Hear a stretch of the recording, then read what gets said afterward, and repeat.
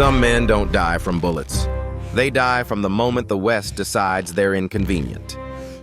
The rope snapped tight around Tom's throat before he even saw who threw it. His horse screamed and reared. Tom's boots skidded as the noose yanked him backward, crushing the air from his lungs. The street blurred into boots and barrels and faces that didn't run away. They leaned in, hungry and afraid at the same time. 3 riders worked the rope like a routine. One kept it high, one dragged Tom off balance, one prowled close with a rifle stock ready to crack bone. Tom clawed at the hemp, fingers slipping, throat burning, vision tightening to a tunnel. Then the noise thinned, like the whole town chose to listen. A man in a clean coat stepped out of the shade, slow and certain, smiling like he owned the street. Not a sheriff, not an outlaw. The kind of man whose boots stayed spotless because other people did the dirty work. He didn't look at Tom first. He looked at the paper Tom had nailed to the post. Bring them both. The holder. The man's smile widened as if Tom had placed bait exactly where it needed to be. 23, he said softly, like he'd counted the years himself. Old enough to die for proof. Tom's hand twitched toward his holster. The clean-coated man didn't draw. He only lifted 2 fingers. The rope tightened again, hard enough to make Tom's knees dip, and the reason hit him like a spur in the ribs. He wasn't being punished for who he was. He was being erased for what he carried. Scorched orders, warped seals, routes and names that proved the holder had existed and that his machine had been real. The man leaned close, voice almost kind against Tom's ear. "Give me the evidence," he whispered, "or I'll make your death look like an accident, and let this town forget you ever rode in."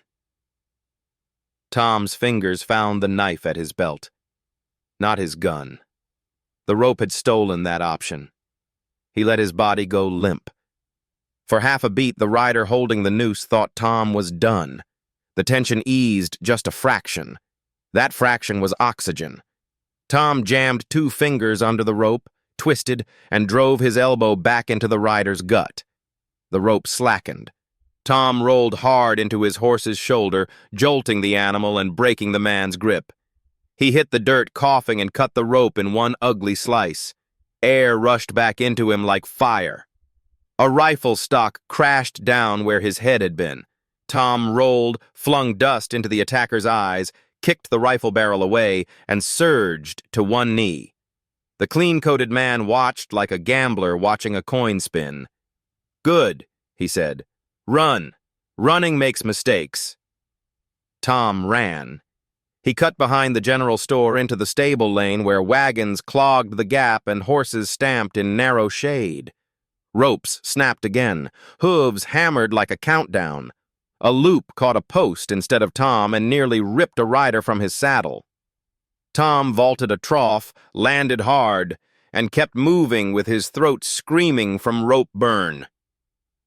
2 locals blocked the lane exit with rifles leveled, aprons, rolled sleeves, fear in their eyes. Borrowed courage. Borrowed violence. The clean-coated man stepped into the lane behind Tom and nodded at them like they were tools. "Hold him," he said gently. Tom lifted his empty left hand. "I'm not here to hurt you," he rasped. "I'm here to show you who's been hurting you."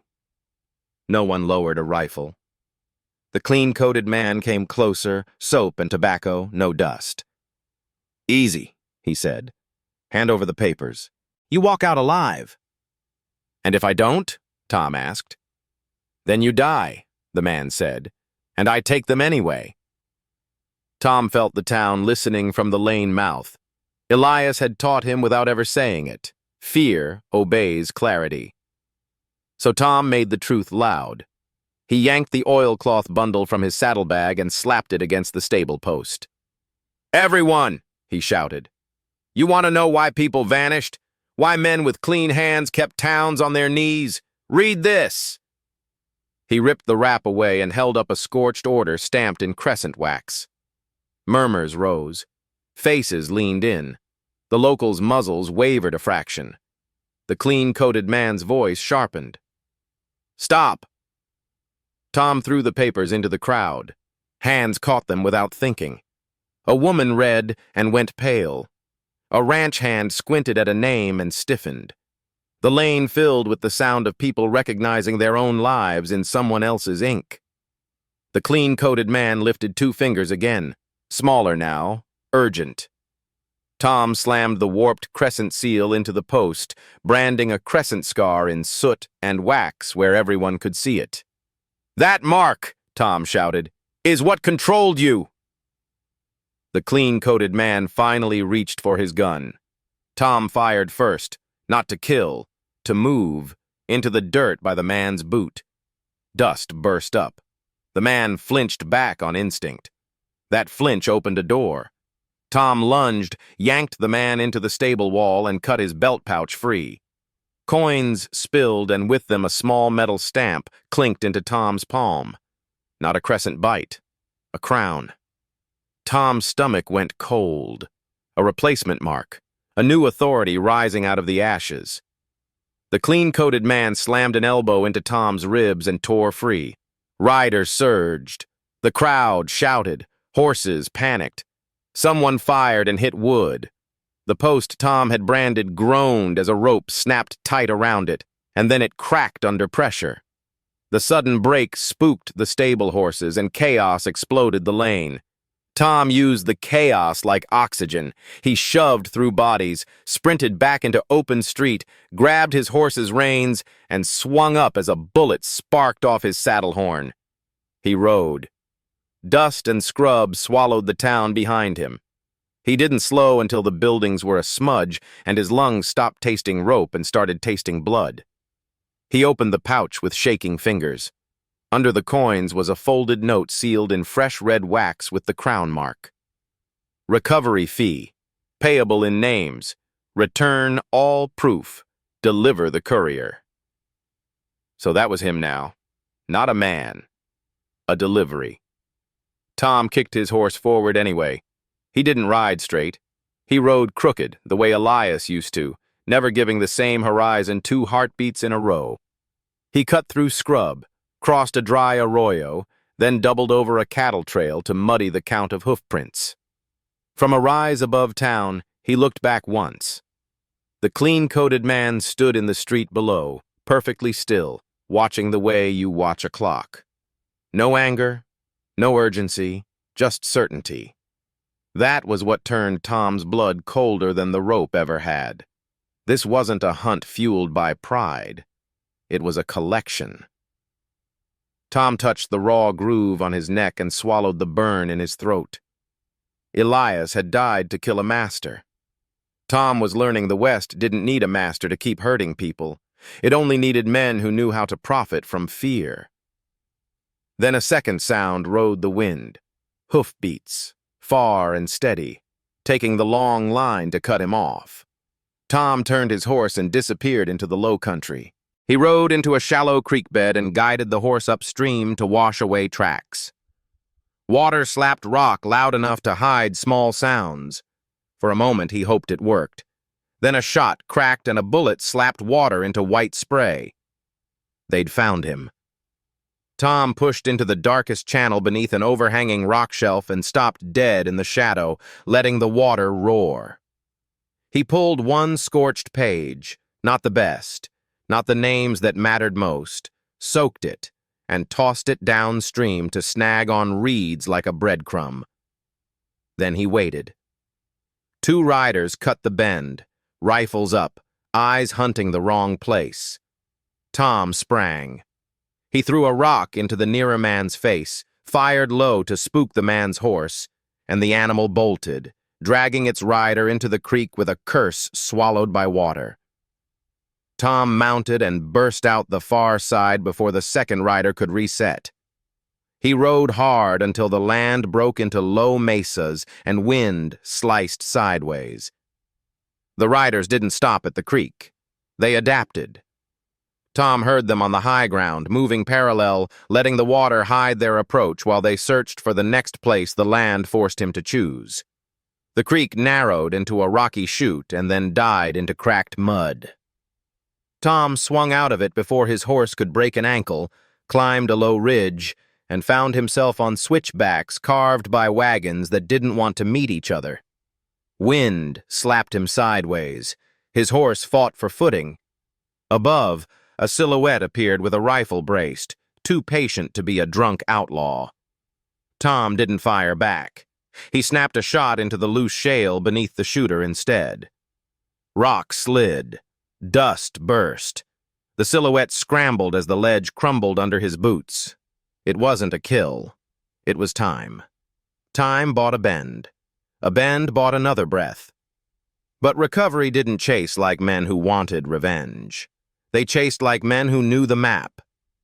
Twice Tom saw riders ahead on distant ridges, already shifting to cut him off. Once he saw a hawk circle and realized it wasn't hunting rabbits, it was following the movement of men. He checked his saddlebag while riding and felt his stomach drop. One corner of the oilcloth bundle had torn in the creek. Paper edges were damp, fragile. Evidence didn't just need guarding, it needed surviving.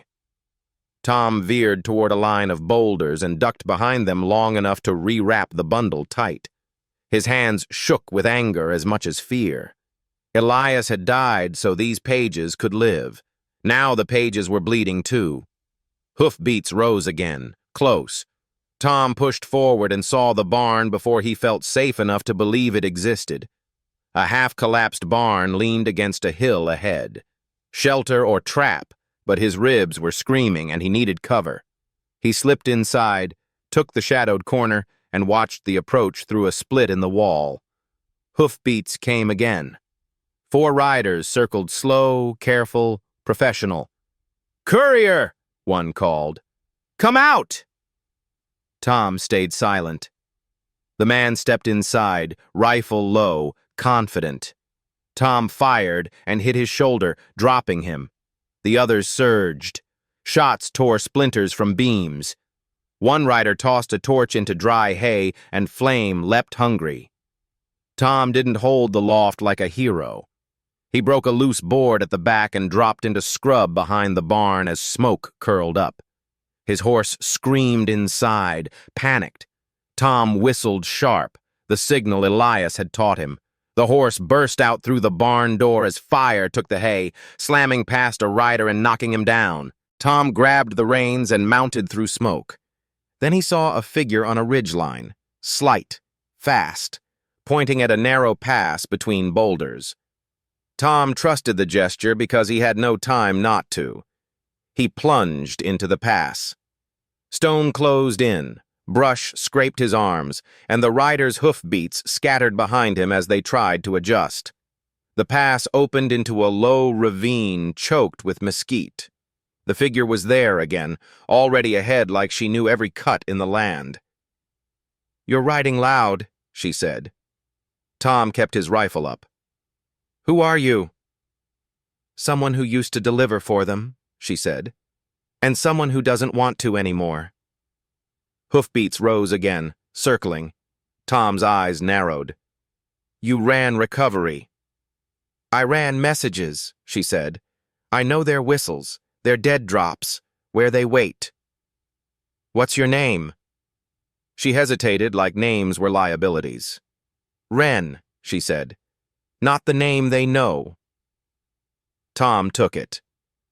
"Then help me keep the proof alive." Wren pointed toward a public crossing ahead. "If you want to live," she said, "you make them chase you into witnesses." They rode hard and reached the crossing by late afternoon. A trough, a notice board, 2 wagons, a few tired travelers. The kind of place recovery hated because eyes were currency. Tom dismounted and nailed a clean sheet to the board, then pinned a scorched order beneath it. He pressed the warped crescent seal into the wood, leaving the bite scar visible. Finally, he held the crown-stamped recovery note up where everyone could see. People gathered. Reading began before understanding. Hoofbeats arrived like a verdict. The clean-coated man dismounted and walked forward, smile thinner now. "You can't help yourself," he said. "You have to perform." Tom lifted the crown stamp he'd stolen. "You dropped this," he said. The man's eyes hardened. "That isn't yours." "It's proof," Tom said, loud enough for the crossing.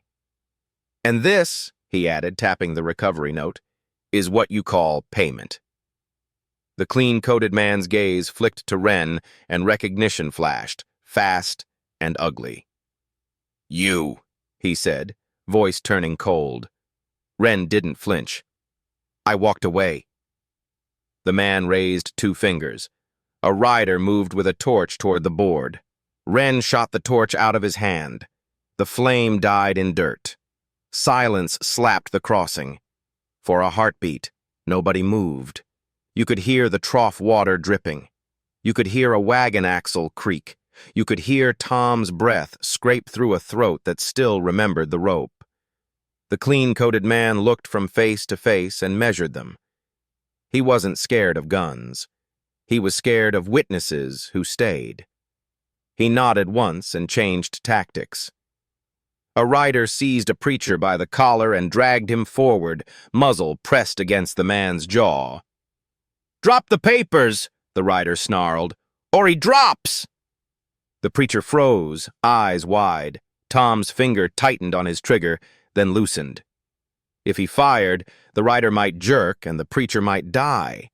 If he didn't, the board would burn and the crossing would go back to pretending it never saw anything. Wren lifted her chin at Tom, a sharp look that said, "Not like them, smarter." Then she whistled. 1 short note, then 2, clean and precise. 3 of the riders flinched like dogs hearing a command they hated. For a blink, they looked the wrong way, searching for the source of an order that wasn't coming from their leader. Wren used that blink. She fired once, not at the rider's head, but at the strap of his rifle sling. The leather snapped. The rifle dropped, clattering on stone. The muzzle slid off the preacher's jaw. The preacher stumbled back, alive. That single non-lethal shot changed the air because it proved something the West rarely allowed. The collectors could be stopped without becoming them. The clean-coated man's face tightened. "Enough," he said, voice losing its velvet. "Burn it." 2 riders moved with torches. Tom shot the nearest torch out of a hand. Wren shot the second torch into the dirt and stomped it out before flame could catch. The crowd surged forward without meaning to. Not to fight, to see, to read, to claim the truth before it could be taken from them again. The clean-coated man realized he was standing in a different kind of trap now. Then everything broke loose. Riders surged. Tom fired low to drop a horse's speed. Wren shot reins to steal control. Wagons jolted. People scattered and shouted, but they didn't look away. They kept reading, kept holding the papers like they were holding the throat of the lie. The clean-coated man drew and fired.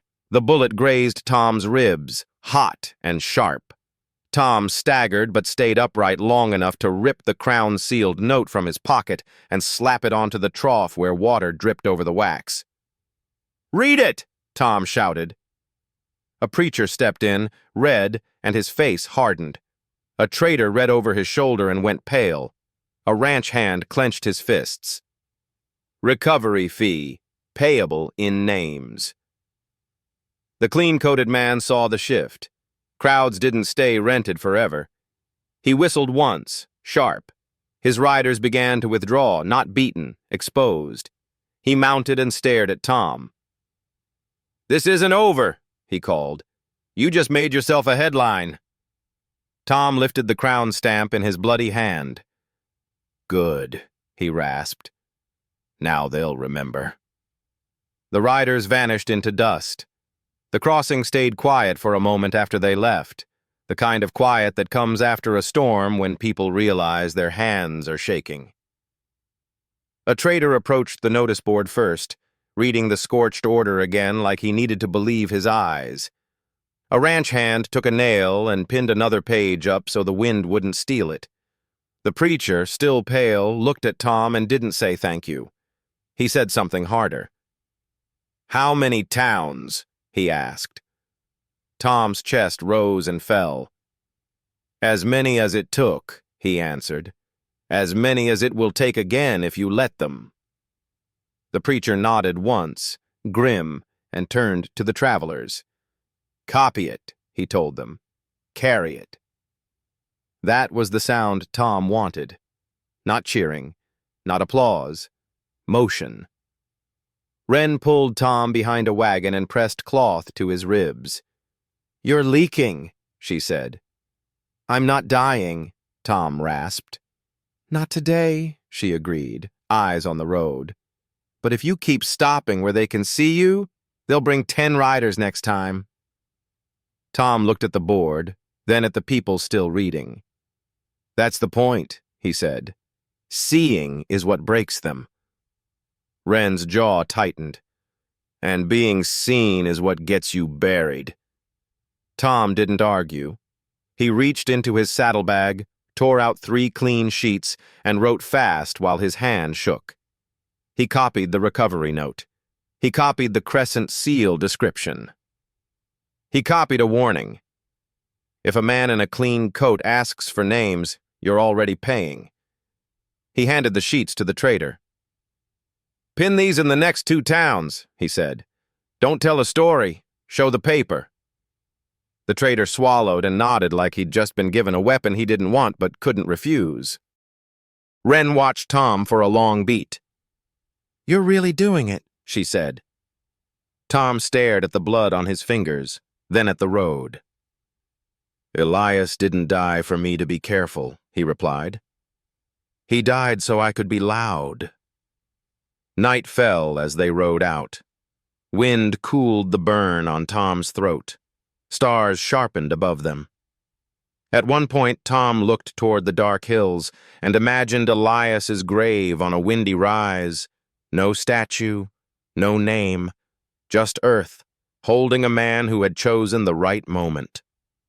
Tom touched the crown stamp in his pocket. The metal felt too clean, too new. A new mark meant a new hand.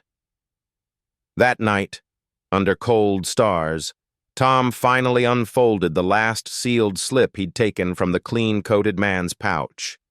The crown stamp was fresh. The ink was cleaner than fear.